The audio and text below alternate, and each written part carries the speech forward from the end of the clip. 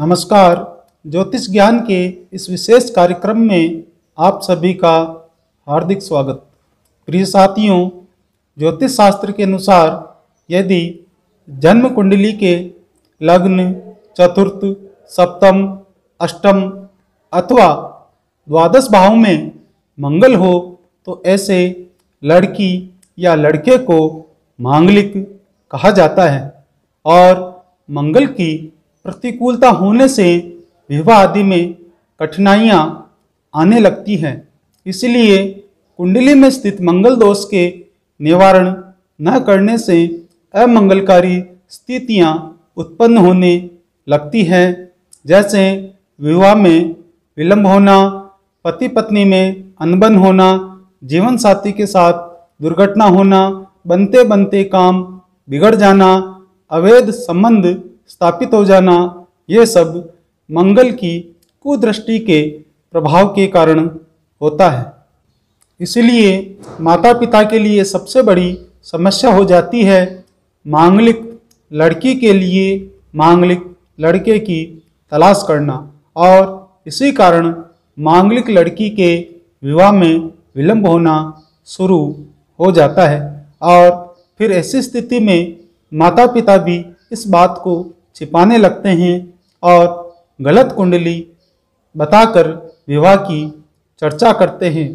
आज के इस कार्यक्रम में हम चर्चा करेंगे कि मांगलिक लड़की के शीघ्र विवाह हेतु कौन सा उपाय करना चाहिए।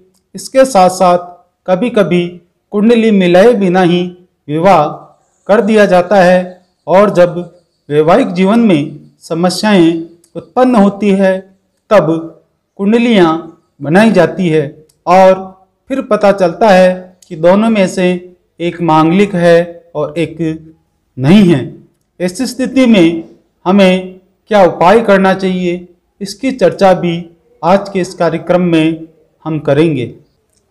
ज्योतिष शास्त्र में मंगल को क्रूर ग्रह माना गया है और इसकी दृष्टि को विच्छेदात्मक माना जाता है। इसलिए जन्म कुंडली में मंगल लग्न, चतुर्थ अथवा 12वें भाव में बैठकर जब सप्तम भाव पर दृष्टि डालता है तो विवाह में विलंब होता है अथवा वैवाहिक जीवन में समस्याएं उत्पन्न होती है। इसीलिए मंगल के अशुभ परिणामों की शांति के लिए और शुभ परिणामों की प्राप्ति के लिए 3 मुखी रुद्राक्ष धारण करना चाहिए। इसे धारण करने से मंगल के शुभ फलों की प्राप्ति होती है और मांगलिक लड़कियों के शीघ्र विवाह के योग बनते हैं।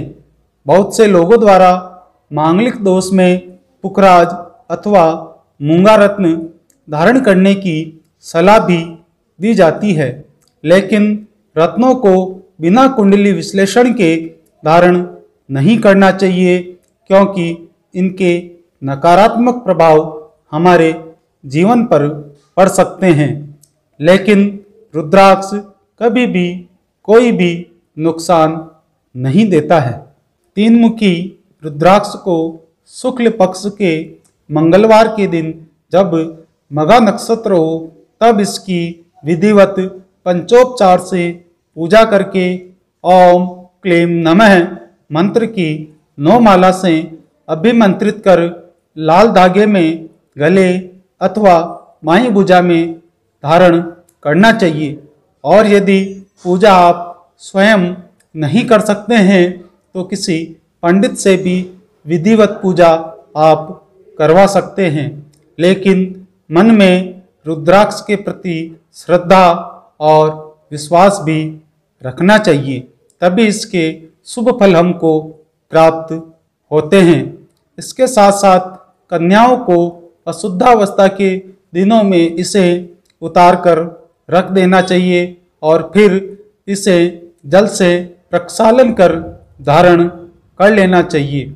रुद्राक्ष धारण करने के पश्चात अविवाहित कन्याओं को तुलसीदास जी द्वारा रचित पार्वती मंगल पाठ का नियमित रूप से पाठ करने से निश्चय ही 1 वर्ष के भीतर विवाह के योग बन जाते हैं।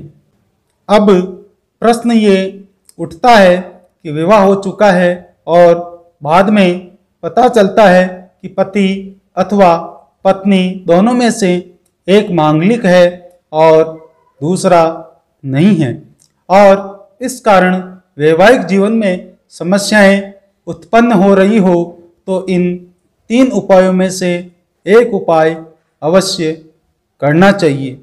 पहला उपाय, पति पत्नी दोनों को प्रत्येक मंगलवार को सुंदरकांड का पाठ करना चाहिए, अथवा पति पत्नी में से जो भी मांगलिक है उसे मंगल यंत्र बनाकर गले में धारण करना चाहिए, अथवा मंगल की शांति हेतु मंगल के मंत्रों का जाप और हवन करवाना चाहिए। प्रिय साथियों, यदि यह कार्यक्रम आपको अच्छा लगा तो लाइक और सब्सक्राइब अवश्य करें, और यदि आप अपनी जन्म कुंडली का निःशुल्क विश्लेषण करवाना चाहते हैं तो अपना जन्म विवरण इस चैनल के कमेंट बॉक्स में देवें। धन्यवाद।